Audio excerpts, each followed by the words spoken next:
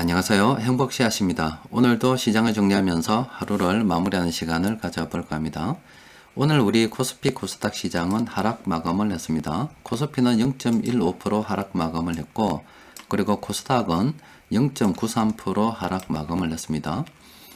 최근에 시황을 통해서 말씀드렸다시피 우리 증시는 단기적으로 조금 급등한 경향이 있습니다.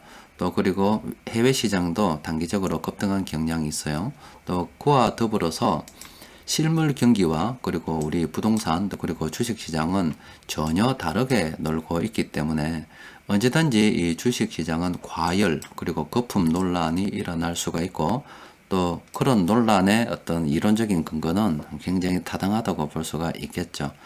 하지만 우리가 최종적으로 주식 비중을 크게 줄이면서 차익 실현을 해야 될 시기는 진정으로 거품이 일어났을 때입니다. 바로 그때가 전 세계 경기 지표가 또 뭐 잘 나가고, 좀 더 보조 지표를 좀 더 생각해 본다면은 조선주가 사상 최대 신고가를 달리거나, 또 TV 뉴스 같은 데 전면으로 나와서 배 광고가 자주 나올 때 바로 그때 우리가 주식 비중을 줄여야 된다라고 생각한다면은, 그 이전에 이뭐 잦은 변동 또 그리고 과일 거품 논란이 일어나는 그것을 이용해서 주식을 좀 더 적극적으로 보유하거나 또 매수하는 그런 관점으로 접근하는 것이 좋습니다. 따라서 오늘도 외국인 투자자들이 3,575억이나 순매수를 했어요. 시장이 이렇게 약간의 조정을 보임에도 불구하고 외국인 및 그리고 기관 투자자들이 동시에 매수하는 종목들이 있기 때문에 현금 여유가 있는 분들께서는 여전히 긍정적인 관점으로 접근을 해야 되겠지요. 자, 일단 우리 차트 조금만 더 살펴보면은 앞서 말씀드린 것처럼 우리 시장은 이 단기간 동안 이렇게 급등을 했습니다. 또 그리고 이렇게 급등한 만큼 실제 우리가 주위에서 보는 경기는 그만큼 좋지 않습니다. 최근 신문 같은 거 보면은 특히 지방에 어떤 파산 신청한 법인들이 많다 이렇게 이야기가 나오고 있어요. 또 그리고 오늘 뉴스 같은 거 보면은 사회적 거리두기, 최근 우리나라에서 이 코로나 바이러스 확진자 수가 계속 이렇게 늘어가고 있어 가지고 좀 위험 그리고 심각성을 느낀 정부에서는 일단 수도권에 사회적 거리두기 1.5단계 격상을 갖다가 예고하고 있습니다. 목요일 0시부터 된다고 하니까 이제 며칠 남지 않았죠. 이렇게 사회적 거리두기가 격상이 된다면은 보건복지부 자료를 보게 되면은 1단계에서 1.5단계로 이번에 격상한다 그러거든요. 전국적으로는 아니고 수도권 지역입니다. 그러면 화면에서 보시는 것처럼 여러 가지 어떤 우리 활동하는데 영향을 미칠 수밖에 없습니다. 예전보다 훨씬 더 강화된 그런 조치가 취해지게 되는 거예요. 쭉쭉 이래 보면은 뭐 4제곱미터당이라고 하면은 가로 세로 2m입니다. 이쪽에 2m, 이쪽으로 2m가 4제곱미터당. 그러니까 평수로 치면 한 1.21평 되는데, 예를 들어서 이 매장이 이쪽이 10m고, 이쪽이 4m라고 보면은, 이 매장 안에 들어올 수 있는 최대 인원은, 한 10명? 10명 정도 되겠네요. 10명만 들어올 수 있다 이 말이에요. 또 매장 안에서 식사도 하지 못한다 하니까 경제적인 영향이 이제 서서히 또 미치지겠죠. 그 말은 지금 현재 실물 경기는 우리가 뭐 코로나 바이러스가 백신이 뭐 나오고 또 치료제가 하나하나 개발돼 들어가면서 해결될 것이라는 기대감으로 자산시장은 막 오르고, 또 돈이 떨어져서 돈가치 하락으로 인해서 막 오르고 있지만, 실제 우리가 느끼고 있는 체감은 굉장히 좋지 않다는 겁니다. 이번에 사회적 거리두기 1.5단계가 되면은 이 많은 지금 자영업 하시는 분들은 실질적으로 바로 영향을 받게 되는 거예요. 완전히 영업에 영향을 받게 되기 때문에 실물 경기와는 전혀 지금 자산시장하고는 다르게 놀고 있습니다. 그래서 자칫 우리가 판단을 잘못해가지고 실물 경기는 이렇게 안 좋은데 주식시장은 이게 잘 나가니까 저거는 뭔가 이상하다 뭐 생각하게 되면, 또 과열 논란이 그게 일리가 있다, 거품 논란이 일리가 있다라고 생각할 수밖에 없죠. 그러다 보면 보유하는 주식을 또 던질 수밖에 없거든요. 그런데 또 우리가 공감하면 안 되는 것이, 이렇게 어려워지면은 또 정부에서 대출을 해주거나 또 뭐 돈을 어떻게 푼다든가 돈을 뿌릴 수밖에 없어요.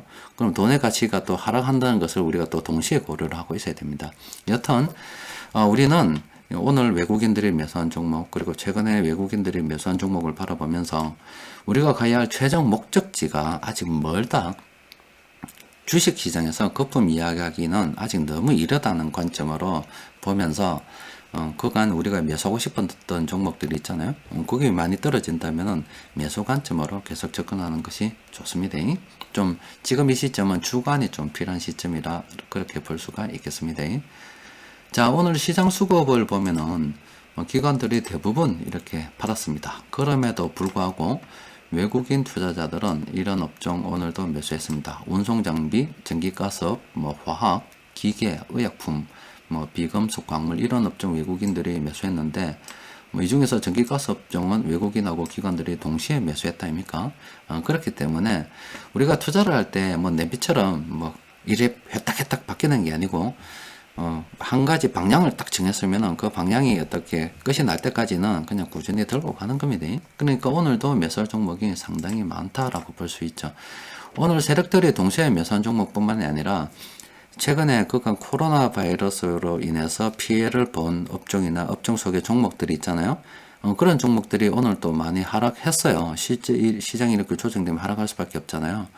그러면은 어제는 많이 올랐기 때문에 못 샀다 그러면은 오늘은 싸니까 또 살 수가 있는 거죠. 주간만 딱 가지고서 멀리 보고 내가 가야 할 지점만 정확하게 알면 흔들리지 않고 주식 투자를 할 수가 있는 겁니다. 돈은 그런 사람들이 버는 거예요. 왔다 갔다 하고 그런 사람들은 돈 못 법니다. 자, 일단 오늘 외국인 투자자들이 매수하고 있는 종목도 있고 또 기관들이 동시에 매수한 종목 찾아보면은 이렇게 6종목 됩니다. 오늘은 몇 종목 안 되기 때문에 직접 바로 분석을 해볼까 합니다. 자, 일단 오늘 넣은 종목 중에서 이 플래네일에서 보면은 이 6종목 앞서 본 종목들입니다. 이 중에서 TSE라는 이 종목은 현재 참모들이 매도 진행 중입니다. 또 그리고 중장기 추세는 이미 고점으로 진입했다고 분석이 되고 있어요. 이 종목 같은 경우는 오늘 세력들이 동시에 매수했지만 이런 종목들은 관심을 가지면 안 됩니다. 이 종목 같은 경우는 언제 관심을 가져야 되냐면 이 2019년 이때 참모들이 집중적으로 매수하던 이런 시점 있잖아요. 이런 시점이 이 종목에 좋지 않은 뉴스들이 많이 나올 때일 겁니다. 이때 매수를 해야 되는 거고 참모들이 일부 매도하기 시작했지만 현재 분할 매도 중이거든요. 그렇기 때문에 이런 종목을 이제 들고 요때 사서 서서히 분할 매도 관점으로 접근하는 거죠. 또 그리고 중장기 추세가 고점 진입이라고 분석이 되기 때문에 사실 이 정도면 좀 많이 묻잖아요. 이 10,000원 아래거든요. 지금 50,000원이다 아닙니까? 이 몇 배를 먹었잖아요. 그럼 욕심을 적당히 버리고 이 종목들은 만약에 보유하고 있다면 차익 실현에 대해서 생각해 봐야 되겠죠. 그런데 오히려 그걸 갖다 거꾸로 생각하고 이 종목 관련 뉴스 오늘 잘 나왔을 겁니다. 앞으로 어떻게 될 것이라는 그런 장밋빛 전망이 나왔을 수도 있어요. 물론 앞으로 더 갈 수도 있겠지만은 적당하게 욕심을 끊어낼 필요가 있는 그런 종목이라 볼 수 있겠어요. 또 그리고 이 종목들 이제 수급을 좀 더 살펴보면은 이렇습니다. 최근에 세력들이 많이 매수했습니다. 현대건설을 제외하고서는 일단 TSE도 제외하면 참모들이 매수하고 있는 종목은 한국전력, 제어솔, 롯데, 제어성 이 세 종목으로 볼 수가 있는데 한국전력 같은 경우는 최근에 많이 봤죠. 예전에 비해서 많이 떨어졌다 아닙니까? 2016년 이때부터 시작해서 많이 떨어졌습니다. 특히 2017년부터는 탈원전 해가지고 또 이렇게 많이 떨어졌잖아요. 그런데 한국전력이 계속 떨어지게 되면은 이 기업이 좀 적자 난다 이러면은 세금으로 다 메워줄 수 없는 노릇 아닙니까? 결과적으로는 이 종목도 스스로 살아날 수 있어야 되기 때문에 수익성 개선에 신경을 쓸 수밖에 없겠죠. 또 하나 한국전력 같은 경우는 무조건 수익성이 개선된다라고 좀 보기 어려운 것이 이 전기요금을 한국전력 자체에서 마음대로 결정할 수 있는 요인이 아닙니다. 요건 아마 국회에서 다뤄지는 그런 분야 같은데 하여튼 이 한국전력도 어쨌든 물가 연동제로 앞으로 나아가게 된다면 수익성이 개선될 수밖에 없겠죠. 그리고 장기적으로 보면은 지금 이 가격은 진짜로 싼 가격입니다. 그런데 앞서 말씀드린 것처럼 전기요금은 한국전력에서 자체적으로 결정하기 어려운 상황이기 때문에 급격한 주식 어떤 가격의 상승 이런 것은 좀 생각을 좀 버리고 그냥 묵직하게 간다. 이런 기업은 망하기 어렵기 때문에 큰 돈 넣고 묵직하게 갈 수 있다. 이렇게 봐야 돼요. 이런 걸 가지고 물론 자녀들에게 물려줄 수도 있어요. 그런데 앞서 말씀드린 것처럼 제가 자녀들에게 물려준 것은 뭐 이미 공개했기 때문에 다시 말씀드리지만 저는 현대상선을 물려줬습니다. 그런데 현대상선과 한국전력이 엄청 차이가 있죠. 현대상선은 경기에 굉장히 민감하고 또 정말로 경기 끝까지 가기 때문에 장기 보유도 할 수 있는 그런 종목이고, 또 우리나라 같은 경우는 반도 섬나라이기 때문에 뭐 어디로 가려 그러면 배를 갖다가 계속 이렇게 이용할 수밖에 없겠죠. 가격 결정력도 있고 뭐 그렇기 때문에 하는 건데, 한국전력 같은 경우 이 장기적으로 이를 보유할 때 이 가격 결정력이 전 국민의 전기 요금에 영향을 미치기 때문에 마음대로 하기 어려워서 조금 뭐 어떤 주가의 어떤 큰 상승으로 본다면 한국전력보다는 차라리 현대상선이 유리해서 그쪽으로 정렬해 주게 되는 겁니다. 따라서 이 종목을 내가 접근한다 생각했을 때 아주 뭐 10배, 20배 이런 그런 큰 급등을 보고 접근하기는 좀 어렵다, 이렇게 보는 거예요. 그냥 큰 돈을 들고서 은행 이자보다 낮고 뭐 좀 장기적으로 볼 때 배당도 넣을 것 같고, 또 지금 또 주가가 싸니까 뭐 어떤 다른 주식보다 안전하게 안전자산으로 들고 갈 필요가 있겠다, 이렇게 해서 좀 굉장히 보수적인 사람들이 투자를 하는 거예요. 그런데 이걸 가지고 너무 급등주처럼 테마주처럼 투자하면 안 된다는 말씀을 제가 드리는 겁니다. 일단 뭐 한국전력도 뭐 괜찮은 종목입니다. 현재 제우스 같은 경우는 좀 단기적으로 많이 올랐습니다. 그리고 수급도 현재 외국인들이 이렇게 많이 들어오고 있는데 지금 이 시점에서 접근하기는 조금 무리가 있죠. 앞서 본 한국전력하고는 또 다르다 아닙니까? 그죠? 제우스 같은 경우는 현재 시점에서 접근하기가 좀 무리가 있습니다. 그리고 롯데칠성 같은 경우는 예전에 비해서 예전에 30만원 가던 때도 있었습니다. 그런데 10만원 이하로 떨어졌기 때문에 예전에 비해서는 굉장히 지금 싼 가격에 매수할 수 있는 상황이다라고 볼 수가 있죠. 그런데 제가 늘 말씀드렸다시피 주가가 상승하려고 하면은 이동평균선이 이렇게 돌았어야 됩니다. 그러니까 예전에 이런 차트를 쭉 보시면은 이런 게 괜찮아요. 이동평균선이 적어도 수평으로 이렇게 가서 위쪽으로 올라가는 이런 상황이 좋은 거, 이런 상황. 그런데 아래쪽으로 내리꽂을 때는 좀 시간이 필요하다라고 보는 겁니다. 또 외국인들 이미 또 많이 보유하고 있고, 평균 매수 단가로 보면은 15만원 뭐 손해보고 있긴 하네요. 그래서 이 종목은 관심을 가지되, 이 종목 같은 경우도 지금 오르지 않을, 아직 좀 준비가 덜 된 상태에서 오르기 때문에 좀 기다리면은 충분히 좀 더 이보다 사는 기회에 매수할 수 있다라고 보고, 내일 당장 매수할 필요는 전혀 없어요. 좀 더 수급이 좀 더 들어올 때까지는 좀 더 지켜보는 게 좋습니다. 뭐 이 종목이 결과적으로 돌아서려고 그러면은 이 외국인들이 들어와야 되겠죠. 이 외국인들이 주가 선도 세력 아닙니까?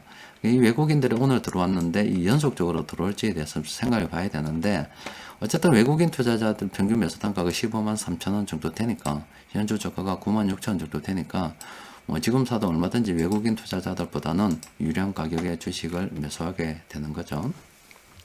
자, 오늘은 뭐 종목이 몇 종목이 없어서 뭐 별로 살펴볼 것도 없습니다. 그런데 뭐 늘 말씀드리다시피 현재 시장이 이렇게 단기적으로 많이 급등해 있고, 또 실물 경기하고는 전혀 딴판으로 놀고 있습니다. 또 그리고 코로나 바이러스에 대한 뭐 백신이 나왔다 하지만은 그거 우리가 언제 받겠어요? 우리가 뭐 국가적으로 아주 중요한 사람이 되어서 누구보다 먼저 맞아야 되는 그런 중요 인물들이 아니다 아닙니까? 그냥 만민들이, 모든 사람들이 다 맞을 수 있는 상황이 될 때까지 기다려야 되는 겁니다. 우리는 멀었어요. 우리가 맞으려고 그러면 멀었습니다. 또 그리고 우리가 맞을 날이 멀었다고 하는 것은 당장 급한 나라부터 치료제 백신이 막 이래 들어가겠죠. 그러니까 아직도 상당 부분 코로나 바이러스 백신에 대한 기대감, 또 치료제에 대한 기대감으로 시장이 움직일 가능성이 크고, 또 실물 경기가 코로나 바이러스 이전으로 돌아가기까지는 상당한 어떤 기간이 필요하다고 판단됩니다. 따라서 그 기간 동안 계속 실물 경기하고 괴리가 이어질 수밖에 없어요. 우리가 맞닥뜨리는 현실은 지금 이 코로나 바이러스 백신이 개발되었다라고 이야기하는데, 거기에 대해서 우리는 이렇게 사회적 거리두기 단계를 갖다가 지금 격상하는 그런 상황이죠. 이게 실상입니다. 이게 실상이고 백신 개발은 앞으로 잘 되겠다고 하는 그런 기대감이죠. 그래서 언젠가는 뭐 이 사회가 정상적으로 돌아갈 것이다 보고 우리는 주식 투자를 할 때 그런 희망에 베팅하게 되는 겁니다.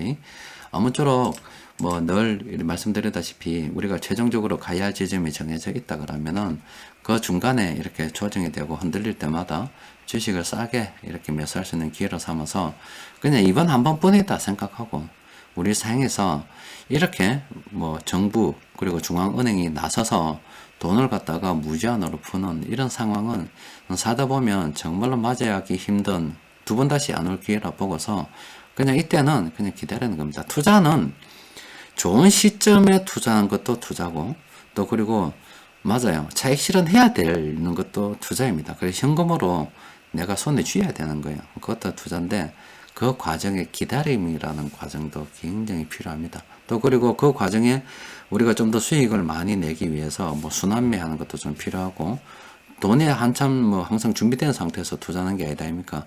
벌어서 투자해야 되는 경우도 있어요. 월급 넣는 거 조금씩 모아서 적립식으로 투자해야 되는 경우도 있기 때문에 하지만 우리가 생각을 해볼 때 가야 될 지점에 아직 도달하지 못했다. 이렇게 지금 이게 최종 종착지라 손치면 우리가 이 종착지를 향해서 현재 가고 있는 중이라고 본다면은 여기 최종적으로 이렇게 도달할 때까지 우리는 언제든지 시장이 조정이 오거나 어떻게든 뭐 좀 과열이 오면 이걸 좀 이용해서 과열 때 좀 팔고 조정 때 좀 추가 매수하는 그런 방법으로 수익을 극대화시키기 위해서 가야 되겠죠. 어쨌든 이때까지는 계속 모아가는 그런 관점으로 시장을 바라봐야 됩니다.